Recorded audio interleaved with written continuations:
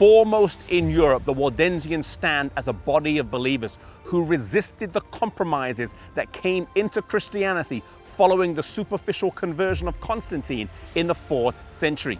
They were based primarily here amongst the stunning and beautiful mountains of northern Italy. Some say the first Waldensian was Peter Waldo, a 12th century merchantman from Lyon, France, and they're named after him. However, there are records that date back much further, to at least the 4th century with Vigilantes.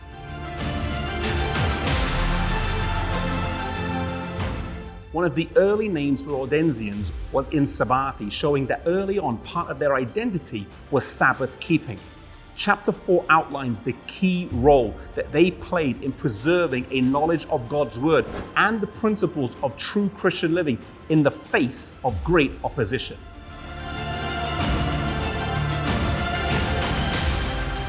Often the Waldensians had to leave the lower valleys and flee into the mountains, and even worship in secret. Caves like this dot the landscape, and they were a place of refuge and protection, a secret sanctuary, a cleft in the rock. They gave it the comfort of living peaceful lives because they believed differently than the state religion, and they valued their beliefs more than peace, prosperity, and an easy life. It would not have been easy living a much more primitive life up here, but their desire to be true to the principles of God's word was greater than their love of ease.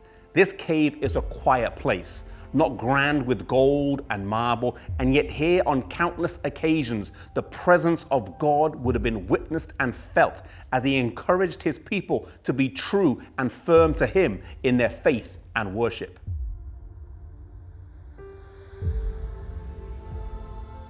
The Waldensians had a passion for mission service. They were not content to live happy and holy lives, isolated as hermits in the mountains, but they intentionally trained others to go out. Using schools like this one, the College of the Barbs, they taught the Bible, they copied the Bible by hand, and they prepared to go out as undercover agents for God. They sent students to the leading universities in Europe, and they also traveled as merchants to the major cities in Europe.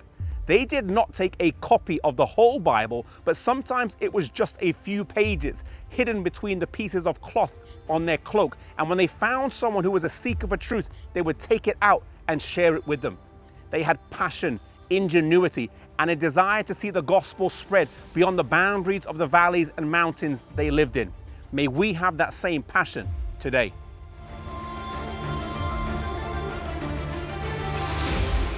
For centuries they had stood alone and suffered persecution, but in 1532 the significant Synod of Chanfran would take place right here, where leaders of the Waldensian churches would meet leaders of the various Protestant churches to discuss beliefs and a plan moving forward. One significant decision that was made was for the Waldensian Bible to be translated into French, with the Waldensian churches raising the funds for this.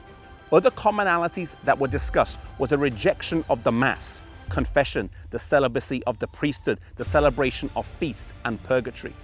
In times of isolation and persecution, it's important to seek out community and support from other like-minded believers.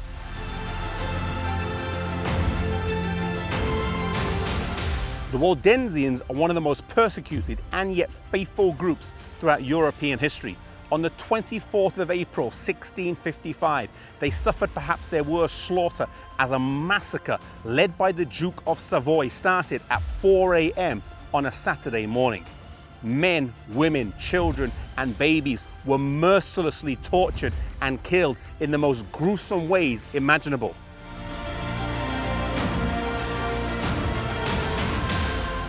In order to escape this terrible massacre, hundreds of Waldensians fled to a large cave in the towering Mount Castelluzzo.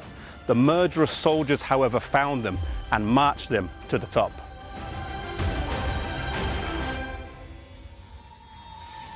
They came to this spot right here and were hurled over the edge to their death on the rocks below. I believe that on the resurrection morning, many faithful believers will rise to glory from the bottom of this mountain and in this valley. This is the reference in Milton's famous sonnet to the bloody Piedmontese that hurled mother and infant down the rocks. Survivors of the massacre were few, but they rallied together and wrote to Christians throughout Europe for help. Their letters included the heart-rending words, "Our tears are no longer of water, they are of blood. They do not merely obscure our sight, but choke our very heart."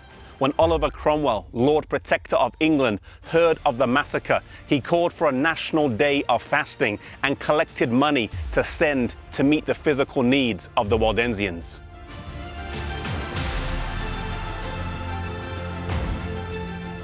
The Waldensians had a faith that reminds me of Job.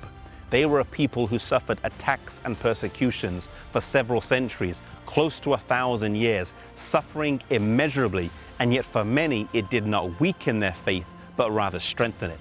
Sometimes in life we may be serving God, dedicating our lives to Him, and yet we still go through hard times, trials and sufferings that many say we do not deserve. May we have a faith like Job, who said, "Though He slay me, yet will I trust Him." Whatever we go through in life, may we keep hold of God, trusting that He has our best interest at heart.